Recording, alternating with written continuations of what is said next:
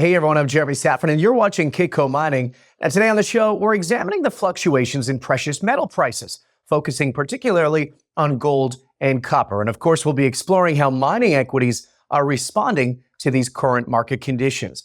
Well, last year, the mining industry saw a landmark acquisition of Newcrest by the #1 gold miner, Newmont. Now, this, of course, set the stage for further significant M&A activity. And among that was the acquisition of Pretium Resources.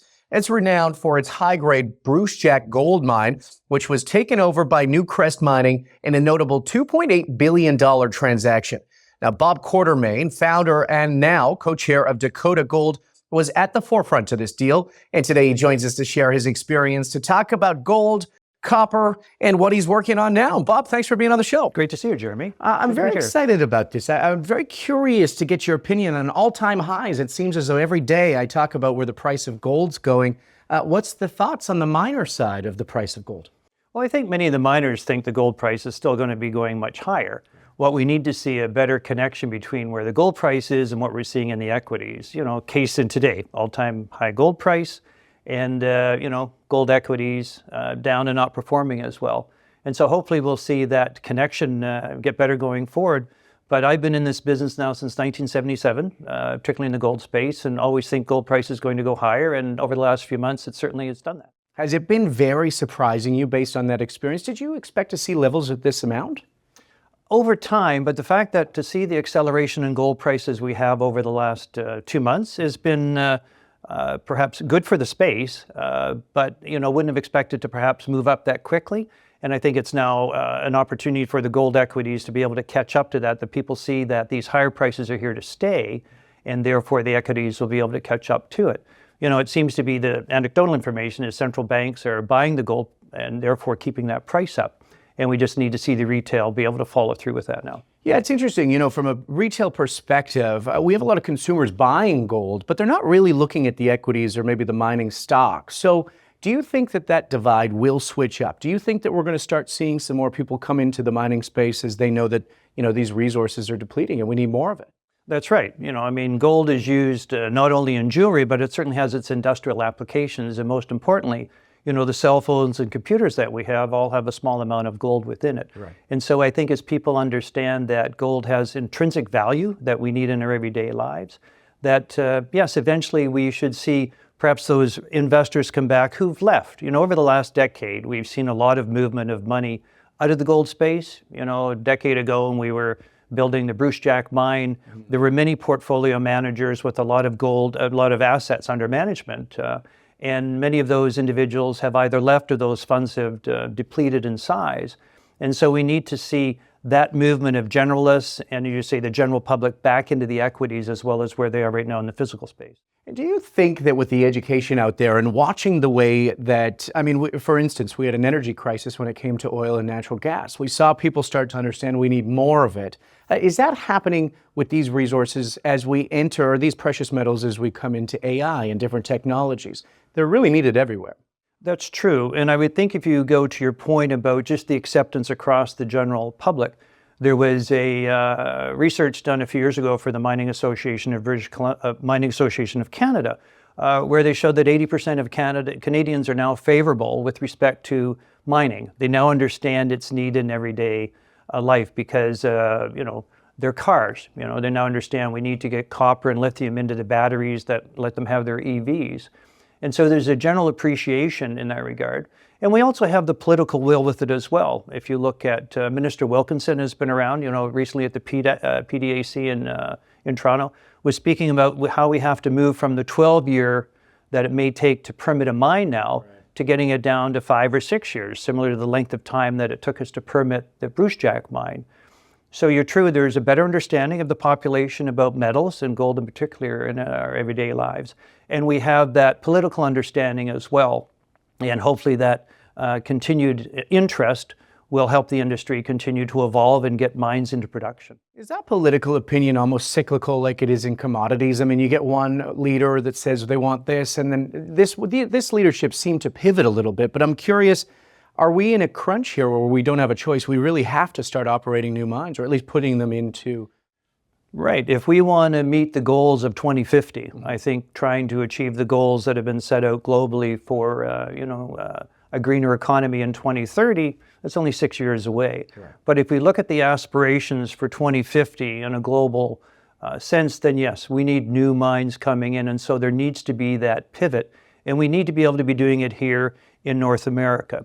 One of the challenges that we've had of late is the fact that some of the elements and materials we need are sole sourced in other countries. Right. Whereas if we want to have rare earths, then we need to enhance our rare earth mining here in North America. If we want to have more copper mines, then we need to be self-sourcing those here in North America.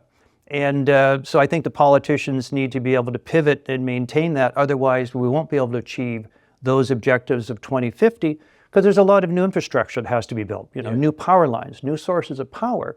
And so it's great to say we want to have everyone in EVs, but how are we going to power them, make sure that everyone can actually power the cars to drive them?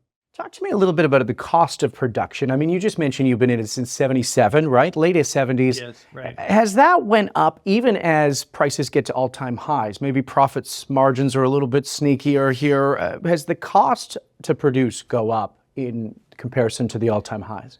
Yes, and I think maybe one of the challenges why we haven't seen the gold equities catch up even with the gold price moving up, because to your point, back in 20 years ago in 2000 or so, when gold price was $300, costs were maybe $250, $280. Right. With the latest results coming out from the senior gold miners, we're seeing costs in that $1,500, $1,600. So insofar as the gold price has gone up, inflation is certainly catching up and putting pressure on those margins that we have. So again, to your earlier question, we do need higher gold prices in the industry for sustainability in order to be able to deliver the product.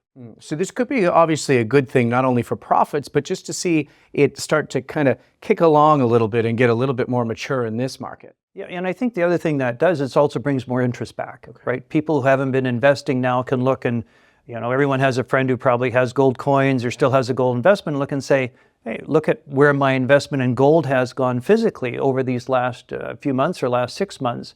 And I think that will help bring some of the retail investors back into not only the physical space, but also back into the equity space.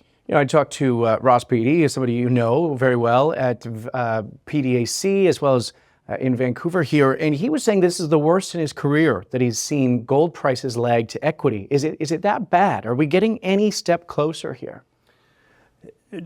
True, but I would say, if you look at 6 months ago where perhaps gold equity prices are and where they are now, we've certainly seen that movement up in parallel to it.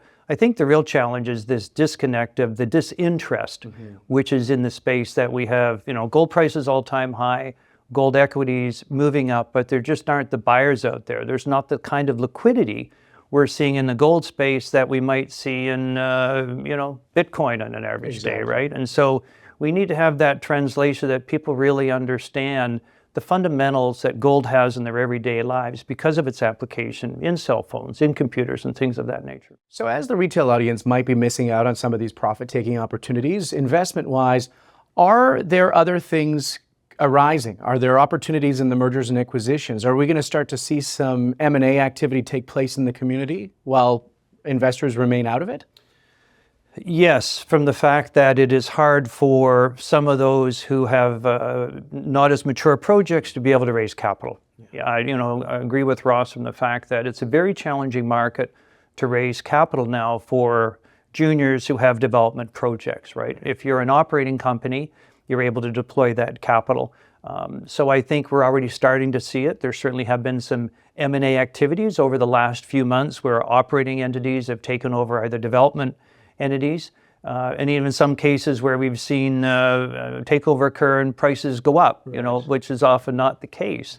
And so I think there's lots of opportunity for M&A to go forward, because even when you look at the large major mining companies where they're producing 5-6 million ounces a year, that's going to be challenging to sustain that going forward. And the only way to do it is, as they have in the past, is where you take over other companies which may not be as well valued in the marketplace, or ones who are developing great assets and they need the capital, and therefore it's a time for a major to be able to come in and put it into its portfolio. So, I mean, you've stepped back into this, Bob. At what point is this just an excellent opportunity? We have an AI world. We have a technologically advanced transformation taking place in terms of EV and everything else. Is this the time to step back into it? Are you most excited about, say, the next 10 years? Certainly. I'm well vested in the industry. Yeah. In the gold space and in the copper space. And because of what we're seeing, and of course, AI technology can't happen without mining. You can't make the computer chips that we need, or you can't do the imprinting on them down to the nanometers of size without mining. And so we have a definite impact in AI technology. And then how does it impact on how we're able to go and find mines? Being able to use AI from resource development as you get more complex mines. Certainly the Brucejack mine, which we had complex geology. And so can AI be able to help that going forward? And that then brings in a different talent group, which we need in the industry, right? When you look at autonomous trucks, which are being developed by CAT in many of the mines, both here in Canada, certainly in Australia. And, autonomous driving is going to require a certain amount of chips, a certain amount of AI to be able to do it. Right. So AI is certainly playing an important part in mining and can play a more important part. But I think there's also a way that we can attract talent into the industry, because it's not just about blasting and moving materials. It's about how do we do that effectively? How do we explore for it? And having that AI component, I think, is good for us. How difficult is the workplace? How difficult is it for miners right now to get good talent? I'm currently in an exploration company with Dakota Gold, and we're able to source our talent there. But I think from what I talk with friends of mine in the industry, certainly challenging. Mines, you can't move them, so you have to bring the talent to the mines, and often you're able to get the local talent to be able to do it. But certainly it's going to be a pressure going forward, I think, to find the talent, which therefore allows that switch into more autonomous machines, where you can have one individual perhaps having much larger control over some operational aspects. But I think talent in getting in and at the mine phase is going to continue to be something the industry has to work on. How expensive is the cost of capital right now? Is this the most expensive it's ever been? It's expensive. So therefore you want to be efficient in how you're able to go through and raise it. With your financing costs and being able to attract it in certain cases.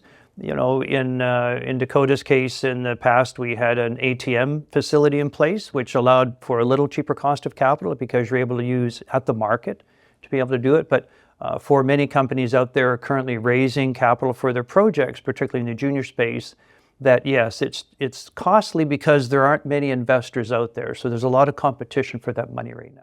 Is BC open to business in terms of mining? We've been seeing some interesting projects starting to take place in this province. Do you think, because obviously you're stationed here, this is where you live, that this is just the beginning of the next phase out here?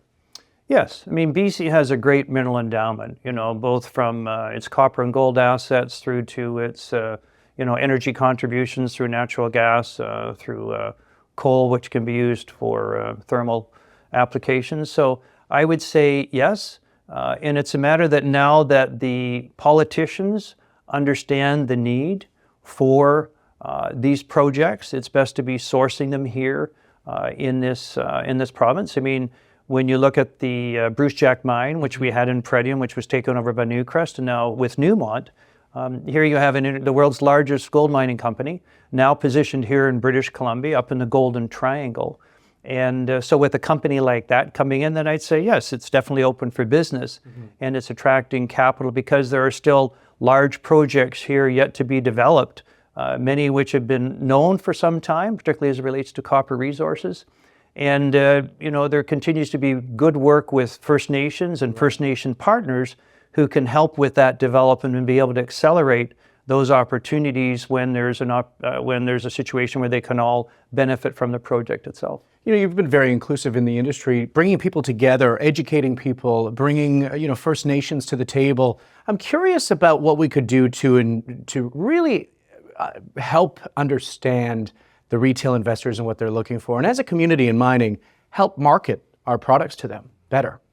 Right. Well, one way to do it through yourselves, right? Kitco is a brand name that people know. You know, they go on every day. I use you first thing in the morning when I get up. So I think it's about continuing to get that story out and through education. You know, really in school system, you know, we can use more STEM education. You know, we have Mining Matters, you know, which helps with education tools and resources for teachers. We certainly have our own with education here in British Columbia. And so it's a matter of getting that education, I think, in the school systems to individuals so when they get up, they understanding how mining impacts them every day. You know, the attitude is if you don't grow it, you mine it. Yeah. And so therefore, we need to continue with that by getting out through social media and certainly influencers who can talk about the need of mining every day in their everyday lives. Then that may bring people back into the retail space or bring in, you know, new investors. Yeah. You know, I have many friends who are certainly younger, you know, millennials, if you want to talk about, you know, are very much focused on Bitcoin. And I always bring up about, well, take a look at gold, right? And of course, now with the run up that gold's had, then it brings some curiosity to there. So I think we all have to be advocates in this business for our commodity. Yeah, and I've spoken to some people that have also said that the Bitcoin community has been great because people understand hedging and they understand to mitigate a little bit of that risk. So some of those are coming over to gold, as we've seen by, you know, the inflows. Right, yeah. And so it's a matter of, as you say, continued dialogue about reaching out, but we in the space need those new investors to be able to come in, which can help finance the junior mining companies who are able to then develop the projects to bring them along that supply chain. Right. Now, you've been in this a long time. I'm curious, looking at more of a macro take here, if we were to think about it over the next 10 years, what are you most excited about in the mining community right now? I'm excited about the fact that the community is getting better understood. Politicians are talking about what they need for critical minerals. You know, when you get the President of the United States and the Prime Minister of the country talking about it, you know, that's something I wouldn't say we would have heard 20 years ago. So there's much better understanding of what we contribute as an industry to the overall society. So being able to continue that dialogue is important. Being able to export the quality work that we do as Canadian miners around the world, you know, that we have top environmental aspects to how we treat projects and how we function globally. So, you know, and commodity prices are going to have to go up. We're going to need a lot more copper, a lot more lithium in order to provide the EV targets for 2050. And with that, we're going to need all the other attendant metals. So whereas, you know, from, you know, the last 20 years, China was certainly a driver for metal prices, and we benefited from that as an industry. I think this switch now into understanding that there's a lot of new infrastructure that has to be built. There's a lot of new mines that need to be found. And so there becomes much more investment opportunities for someone like me who's a little longer in their career and looking for places to deploy capital on good project outcomes, which ultimately lead to mining opportunities. Absolutely. Well said. Speaking of which, let's talk about the intersection on Dakota here. We were talking a little bit off camera how exciting it was because not only did you start looking at one area, but you had something unexpected come up? Right. So yeah, so Dakota has land down in the Homestake Mining District, and the Homestake Mine was one of North America's great gold mines, operated for over 120 years. And you're right, last week, we announced a gold intersection. We had 25 grams of gold over 4.4 meters in the Homestake Formation. It's kind of a banded iron formation. And that was able to line up with 2 or 3 other intersections we've had. So we now have what we call a ledge down there, which is kind of one of the old mining zones. So we're showing proof of concept for what we started through a few years ago. But more importantly, as we're drilling down into it, we're hitting some tertiary mineralization, and where we're getting potentially economic intersections over mineable widths in a feature which was never looked at when they mined in the district before. So in our Maitland project, we have these 2 opportunities, and then as we discussed, we have what we call our Richmond Hill project, which is a near surface, more open pit, lower grade opportunity where we're just doing our maiden resource on it now. So shareholders get kind of 3 opportunities in the gold space with an investment in Dakota, which is why I'm invested into it, the largest shareholder. and go down to visit it, and very keen on the opportunities it has, because that's what I like doing, is discovery. Both the work I did at Silver Standard and certainly at Pretium, but now here in Dakota, as I mentioned, we've got such a great group of individuals, with Jerry Aberley, James Barry, the team they put down there worked in the old mine. So when you have that intellectual capital married to the experience and financing that we can bring into it, good opportunities for shareholders there. Yeah, I could tell. You're in Vancouver in a suit, so something exciting brought you back out. Should we be watching this? Well, yes, I would think so in that regard, that it's early stages, but when you think about the Homestake mine was 40 million ounces, as we start to hit things which were similar to it, the west limbs of the Homestake mine produced about 6 million ounces. And what we can tell from the work we've done to date is the intersection that we announced last week is very similar to what we saw in the west ledges based on the historical information and some of James Barry who worked there. So early days on it, but when you think about when you drill a hole down 2,000 or 3,000 feet and you hit 3 times in a situation, it means there's good gold endowment down there. And so early days, but we've got 4 drills operating, very excited about our outcomes. And I see that small smile. You're excited about this one. Of course, yeah, very, very much excited about it, which is what we do in this business. Yeah. I'm a discoverer, I'm an explorationist, and we've had good success.